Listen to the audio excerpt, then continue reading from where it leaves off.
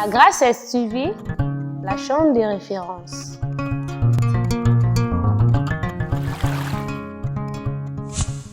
La Grâce STV. Bandeko na biso nyonso balingami. Abonnez-vous massivement. La Grâce STV Mikuya Boué. Damikuya Ben Mali. Désormais, la nouvelle chaîne que nous vous demandons à suivre de partout où vous êtes. Oyo chaîne na biso ya bana mboka to bande angolelo e banda kokoba. Nde tozo benga bino ete bosa abonné ebele. Yom toza besoin théâtre yaka, yom toza na besoin ya mission chrétien. Awa na kati ya suzi la grâce ozwa biloko nyonso. Tosengi na bana nyonso na bandeko nyonso ebele boya ebele. Nous vous demandons de vous abonner massivement et surtout activer la cloche pour ne pas zapper. Bon s'abonner na chaîne La Grâce STV. Abonnez-vous. Tous s'abonner, hein, to banderit. Biso nyonso to s'abonner. Suzy la glace. Babi servante nabino humble servante babi azara toujours ma peke Paulette te ma peke zaranase. Nous encourageons l'initiative de notre sœur La Grâce qui a pris cette initiative. C'est dans le souci de vous informer, de vous divertir et de vous éduquer. Alobi awande to yende ko découvrir babi loko elekelanga to tambola ba salon to tambola la salon to tika komona salon boye na masina ezalata mokolo moko te. To na kati ya materia mabele ya Suzy la Grâce oyo terre ya Suzy la Grâce babi yo muto zalaka soki wapi kote bakata ka soki batiako mabandi yaka na masina na battoir numéro 3 okuta salon ya Kano eza na maison d'habillement na kati oluka nini kuna na kati nyonso eza elamba to nini oluka blo matoyo oluka ba parfait Kano bilamba ba griffe eza na kati ya Suzy la Grâce na maison na ye na abattoir. Mama Midaso papa mama. Mama Midaso papa yango ndeza la ta. La Grâce STV yondo makambo Suzy la Grâce. Yondo kangi tsangu mobimba Midaso papa yonde. La Grâce STV okozala de cité kobo sanate yaya. Appuyez sur la touche de notification sans que batinda yo batindika ote. Adresse na biso. Nous sommes sur l'avenue Abattoir numéro 3, quartier sans fil dans la commune de Massina. Soko kiti na rêve Betani, Otuni avenue Abattoir, bakolakisa yo eza musika te na Prince ya boulevard Lumumba. Dès que vous êtes, La Grâce n'est pas loin de vous. Bamba boy. Ozango wapi kaka na La Grâce. La Grâce STV, c'est la chaîne de référence. Contactez-nous pour la suite au plus 46 73 33 47 629 et pour la RD Congo au plus 1043 81 18 92 034. La Grâce STV, la chaîne de référence.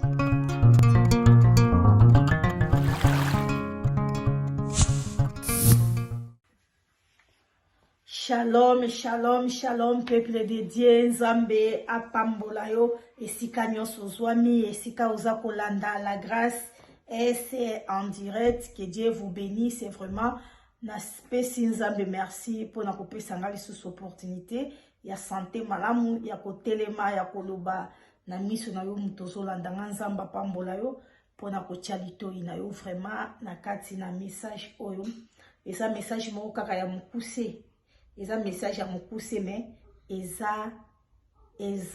eza na makambo ya kitoko eza message moko ya mokuse soko pratique yango vraiment fruit nango eza malamu tozo parler sur l'amour pourquoi na leki na pourquoi on a ko parler sur l'amour bien aimé j'espère ceux qui te voient na ndako biso nyonso eloko osala ezalaka te soki oza na mosala te temps de repos okoki kofongola ya tv okoki kotala youtube okoki kotala makambo ya mboka na biso okoki kotala nyonso ozomona ke okoki kosepela nango e kokota na nga na kati ya kotala ezoleka baaktualité na youtube en tout cas natali baaktualité ezoleka na moment oyo namoni kofinga na makasi nakutani na kofinga na makasi entre biso na biso bakongolais tozo fingana pona likambo oyo eza ya malamu me diable a baloli parce que Satan azora kaka malamu ekomaka mabe. Soki na leki parce que o na yoki na koki ko lekisa yango bongo te.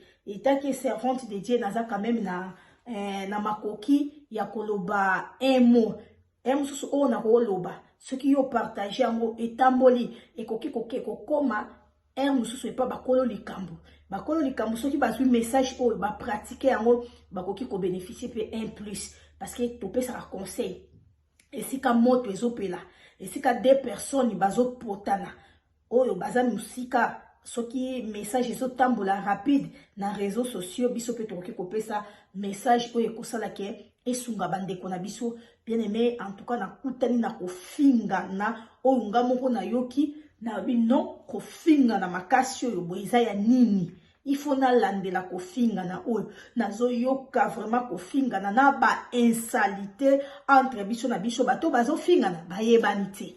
Bayebani na bango te bazo finga na pona bolamu me bolamu ngo Satana balukeli bolamu ngo ekomi mabe. Na kuti na landi ba sujet ya ba problème ngo ti na suka na yeko comprendre que eza diable.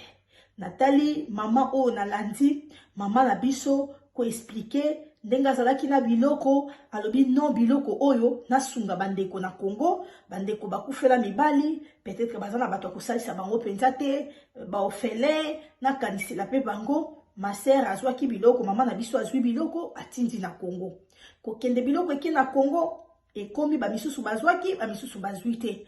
Eza eloko moko entre nous les Congolais, entre nous les chrétiens et ko kipe ko traitame na kimia ko trouver solution. Et si ka basage bazali et si ka mikolo bazali et ko ki kosala ke epesa moto te ndenge ezokende. Yango moni na groupe na nini na émission oyo ya bandeko na biso baute kolekaka na la Grâce STV balobelaki les jeunes sages. Bien aimé sagesse ezali kwa mutuya. En tout cas to senga nzambe penza to senga nzambe apesa biso sagesse to zala na bwanya parce que okoza la mukolo ce n'est pas que vous sage. Koza la leki ce n'est pas que vous sage. Sagesse so ki ezangi to senga kango butumo e pa nzambe. Bien aimé Salomon a comprenaki que il faut senga sagesse. Salomon a comprenaki que mokili oyo po dominer yango il faut senga nzambe sagesse. Sokoza na sagesse okoyeba ko dominer mokili oyo. Eloko oyo ba mikolo bakoki ko vandisa ko tia kimia mais moto ezopela. Bien aimé moto ezopela na réseaux sociaux, moto ezopela misusu ko finga wana yango nde ezopesa embongo. Musala azosala azoluka nde batu ba finga naka po batu batala ye par mois à kotsa mbongo. Azana temps ko yebisa ote que cesser les faits parce que soko cesser les faits ya ko gagner eloko te. Na landi mama na biso alobi ke atindaki biloko na bandeko na biso na Congo pona kosunga batu parce que bandeko na biso misusu bazala ba ONG basunga ba ofele na mike na bango basunga ba veve. Mama na biso pa lobi non bato baza ko mériter selon émission na landi basali émission ya ba ofele na ba veve na contribuer. Mama na biso azwaki bakoli atindaki na Congo bakoli wana ekomaki. Na bakoli ekomaki a se retrouver ke bato oya tindelaki bakoli nanu bazwite. Selon maman na biso alobi ke azali ko benga la sœur azalaki ko yamba ete et se flamme peli moto makasi en tout cas ekomi ko fingana. Nazo kota te na condamner ke sœur ozana faute, maman ozana faute. Eloko o nga na ye koloba to tia kimia. Maman na biso naza ko senga yo. Maman na biso na sengi na yo naza nalingi kotanga kombo ya mutu te mais j'espère mutu nyonso oyo azolanda internet ayebi makambo ezoleka na internet na micho entre Congo na poto na moni basi epesi pasi na bana mibali bazofinga basi na Congo basi ya Congo bazofinga basi ya poto tozofinga na comme si basi ya poto baza batu msusu baza ba congolais te comme si basi ya Congo baza epesi pasi. Eloko motuye ya biso koyebisa mama na biso na acte asali nzambe si apamboli ye kozwa biloko na yo kotinda na Congo kokanisela ba ofele kokanisela ba veuve eza déjà bénédiction et si osali eloko ya malamu Bible biso kosali un pas le reste eza suyo te komi nzambe na koyebisa yo tikela nzambe parce que esi opesi mama esi opesi oyo eza mwa conseil moke ya ndeko na yo mwasi na moke ya sagesse oyo nzambe apesi nga na moke ya connaissance ya liloba na nzambe oyo naza nango nayeli yo message oyo comme conseil yoka ngai ma sœur nayebi ki okoyoka parce que message oyo nayebi ekotambola bandeko bakopartage yango ndenge kotambola na réseaux sociaux ti yo mpo koyoka parce que nyonso ezoleka eza kotambola bato bazopartage bamessage ezokende oyo nga nakoki koloba na ma sœur eza boye ntango ozwi mokano ya kosala malamu ntango kaka ozwi mokano olobiki ngai nalingi nasunga mpe ozwi liboso ozwi décision après otie décision wana na baevre opratike ya malamu oyo opensaki mpe osaleli yango mama kaka ndenge ozwaki biloko na okendaki kotika na agence otiki yango na agence na nkombo ya baorphelin na baveve kaka ndenge biloko wana emataki na soki na avion soki ekendaki na bateau soki na moyen nini kaka ndenge ekomaki mama tu es déjà béni. Tu es déjà béni. Au sali déjà part de Dieu. Au sali déjà eloko malamu. Peut-être motema na yo ozozanga kimia. Peut-être kimia ozozanga ozomona comme si ba raché aux bénédiction. Pose wa bénédiction wana, il fallait ki ba veve balata, il fallait ki ba ofele balata, tango ba opesa yo merci nde nzamba pambola yo. Mama na yebisa yo nzambe na biso to sambelaka aza aveugle te. Bible bi animbaka te. Alalaka te aza koveye jour et nuit pona biso pe bolamu nyonso moto asalaka bien aimé nzamba bwakaka te tangu kako yoso salaki malamu ya kozwa décision nazwi biloko nazotinde kenda Afrique bapesa baorphelin bapesa baveve mama tu es déjà béni soki eke na Congo ba partager mabe ke na Congo ba sali boye peut-être yo tindaki ba pesa vevi oyo bango pe na ndenge na bango batali ke vevi oyo azalaka mwa vie ya bien to pesa vevi oyo peut-être pe basalaki soki ndenge nini mama pona yo ya motuya lokole se komaki na maboko na bango esili oza na tina koleka na réseaux sociaux te o banda ko critiquer o banda ko sala tu es déjà béni ma sœur nzambe sa pamboli yo oyo etikali soki pe bango bapesi yango bato nzamba opambola bango parce que babi misala malamu ebotaka fruit ya malamu misala mabe pe ebotaka mabe totia kimia ma sœur koleka lisusu te s'il vous plaît maman koleka na réseaux sociaux te babanda kobenga ka na téléphone te yozo kasa mutazo solola na yo o baza ko enregistrer ba voix na yo ba voix wana tango ba kotinde sali ka polémique bango tango ba koyoka voix bazongisi parce que ba ko banda ko utiliser le quoi numéro no déjà partager le ko la batu nyonso déjà baza na numéro na yo okomona kaka mutu abengi yo yozo kasa so mama ndenge ni problème wana tika eleka sala boye yo tango zo loba batu ebele bazo travailler ba téléphone na bango na ba enregistrement baza ko enregistrer ba conversation yo yebi noté peut-être so garder silence au trouver en normal déjà na sala ki yango pona nzambe za biloko des choses na posa na ngote parce que so za ki na posa nango osungate ozape na famille na yo okokai kotingela bango mais loko so sala ki yango na motema moko sunga batu esi opesi nzamba lola monyo mama nzambe ndako applaudir yo bato mokili ba ko applaudir yo te tant to sala ka bolamu to zakana tina batu ba futa biso te parce que cœur de l'homme eyebika ko futa mabe mokili oyo biso bato mokili o tozo vivre na ingratitude tous la quand même envers Dieu aza le père ou a créé biso azo pesa biso souffle de vie tous la quand même ingrat devant Dieu bato nzamba zo batela butu moi mais bato wana bakoka buka mabolongo ba pesa nzambe merci te bato wana bakoka pesa nzamba ta action de grâce à vie na bango te mais yo quand même ozo comprendre que il faut na sa abolamu mukienzamba pesa na partager na bato nzambe ayebi oyo sali nzamba kozongiselo ebele oyo sali nzamba ko bénir yo mutu azana droit ya ko arrêter pour makambo nyonso esila c'est toi la base yonde mutoza na base yonde penoza à la base ya makambo oyo ma sœur na sengyo na bolingo na Yesu tchakimia ba interroger yote tchakimia nzambe akobundela yo ba sœur nanga pe ya Congo bandeko na biso oyo mamu alakisaki volonté bozana e famille te Azande konayote, azande konayo parce que nous sommes des Congolais, nous sommes des chrétiens. Mais oh, il y a boé penza, il y a éthique que vous avez famille boé, et ça vraiment te. Mais à confier na yo atindi biloko. Ba accident pe yaka, ba mise à tante yaka, aza mama, azandeko, azala ki na bonne foi, soki ke ya sali mabe, o a baby si témoignage to réputation na bino, soki boza ba juste, boza ba innocente, bo garder silence, nzambe rosa la justice. Parce que Nzambe a ébi les biens et les mal. Nzambe a ébi le kuta, Nzambe a ébi ya solo.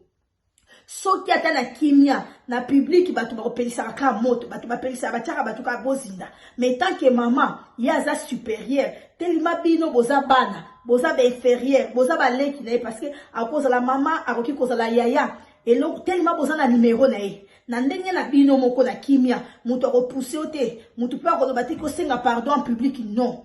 Tellement boza na numéro na e. Nandenge ya kimia moko bobengie ma sœur soki to bungaki limbisa biso toza famille mama pe soki bana to baleki babengi yo basenga yo pardon kozwa voix wana te otinde lango lisusu ni ke basengi pardon polémique ezonga baza bana bakoki kobunga nzela bakoki kosenga pe pardon biso pe mikolo to mama to leki soki po bungi oza pe na droit kosenga pardon to tia kimia pona ngai mama luka kimia parce que so sali eloko motuya onzambe a opambola yo na landi oza ko critiquer te oza ko sala ba polémique te mais batonde ya polémique bazotambusa ngwe koma makasi babengi kuna polémique ekendaka bongo pona actualité mais actualité wane kotia ba haine ezotinda batu na masumo batu bakana kite mutu mususu akoyoka yoki kaka critique ndenge bazo critiquer yo atakana ki alobate okomona zongisi po amonike mama mukolo boya sungi baza ko traiter bwe azongisi oh yo poko zongisa bango pe kuna ba otala ke oh pas ande ko na biso baza ba star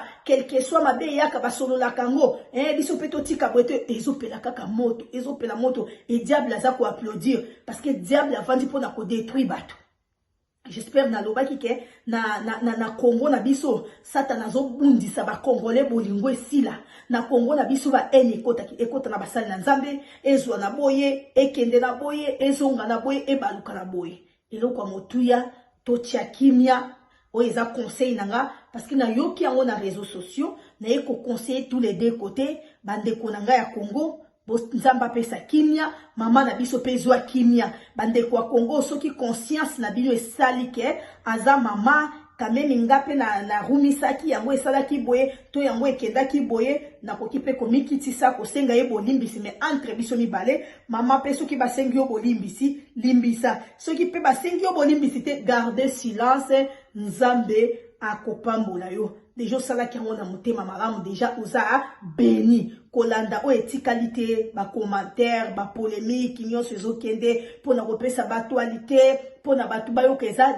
diable Congo na biso satana tiango misu Congo na biso satana tiango misu yo moni ndenge bazolinga kaka ba détruire mboka na biso yo so mona diable ndenge azolinga kaka akota semasi moko kati na Congo alongo la vie de prière to sutuka na ta moko mona o christianisme elimo na Congo batu bakomi ko baye na minute eza na bandeko ebele bakenda su l'église te tellement batu ba okende église te tellement batu bafandi na ndako tellement na ba confinement oyo vie ekomika réseaux sociaux ale sata komika koluka nini ya kobimisaka ba actualité nini ya kobimisaka kaka ya mabe batu bafingana kaka ya mabe batu bayinana oyo nyonso ezagi ya diable c'est pour cela il faut tozwa kata ata bakangi ba église ata ba misusu bazosambela te na ndako zwaka ata 5 minutes ya yo ko prier zwaka ata 5 minutes ya kolandaka pe ba chaîne oyo prédication ezoleka zwaka pe ba chaîne ba taya koyoka nini Nzambe azoloba batu balingi suko yoka parole te c'est que soko lobi ke ote ya parce que toza musika tozo mona na te bamboka eza différent quand même évangile basali biso faveur na communication sango malamu eko panja na mokili mobimba mais bandeko nata o mutu azoloba makambo Nzambe ebele ba olanda na bango te mususu akokutana na message oyo alekisi na page misu na ekembango azoluka ke esika polémique ya kofinga ezali. Or, bien aimé, ya motu yande oyo zo négligé. oyo zo négliger comme il loba na nzambe yango nde vie na yo luka ko yo kata parce que oyo kokutana nango part de l'éternel ba ote yo kaka tika mabe tika boye sala malamu nzamba lingi boye e yango nde kopesa yo vie oyo yo zo landa wana mususu ezo memo kaka na haine ezo tinda yo kaka toujours yo po commenter ba insulte ezo tinda yo kaka toujours yo pe osala oyo koki kosala ya mabe nzambe vraiment apambola yo muto kolanda message oyo partager yango pona otia kimia parce que mboka na biso Congo na Europe entre nous les Congolaises to kotisi ko inana. La Grâce STV, la chaîne de référence.